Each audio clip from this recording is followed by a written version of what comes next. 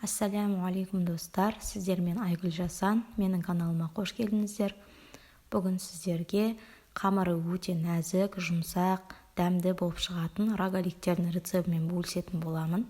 Менімен бірге болыңыздар, және де видеоның соңына дейін қарап, лайк басып, комментарий қалдырып, каналыма тіркелуге ұмытпаңыздар.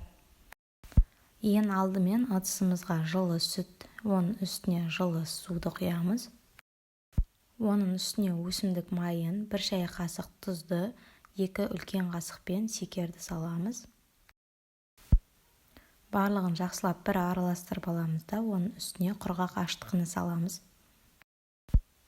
Аштықыны салғаннан кейін де барлық сұйық ингредиенттерімізді бір араластырып, кейін үстіне ұнымызды саламыз. Барлық ингредиенттердің мөлшерін видеоның астына описаниеге және де видеоға да жазып кетемін. Ұнды салып, нәзік, жұмсақ, сондай бір қамыр илейміз. Ол қамыр мықты қолға жабыспайтындай, сондай болып шығу керек. Қамыр илеп болғаннан кейін жылы жерге бетін жауып 1 сағатқа қоямыз. Сіздің бөлме температураңызға байланысты қамырыңыз одан да тез көтерілуі мүмкін. Менде 30-45 минут аралығында көтерілді. Көтерілген қамырымызды жайып, оны видеода көрсетілгендей етіп, 3 бұрышты етіп, кесіп дайындап аламыз. Енді салмасын салып дайындаймыз. Мен салмасына вареная сгущенка салдым. Сізде таңдауыңызға қарай орнына тосап, яғни варенье салсаңыз да болады, шоколад салсаңыз да болады. Салмасын салып болғаннан кейін мен видеода көрсеткендей етіп, орап, рогаликтерді дайындаймыз.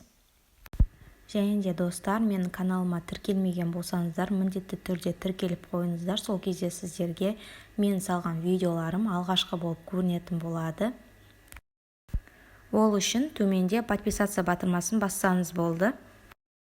Ал енді дайын болған рогаликтерімізді формаға саламыз. Салып болғаннан кейін олардың бетін жұмыртқамен жақсылап жағып шығамыз.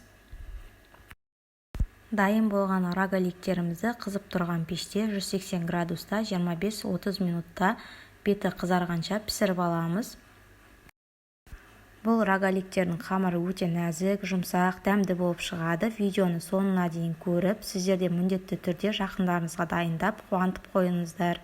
Сіздерге ұнайды деген сенімдемін. Сіздермен бірге болған мен, Айгүл Жасан. Назарларыңызға рахмет.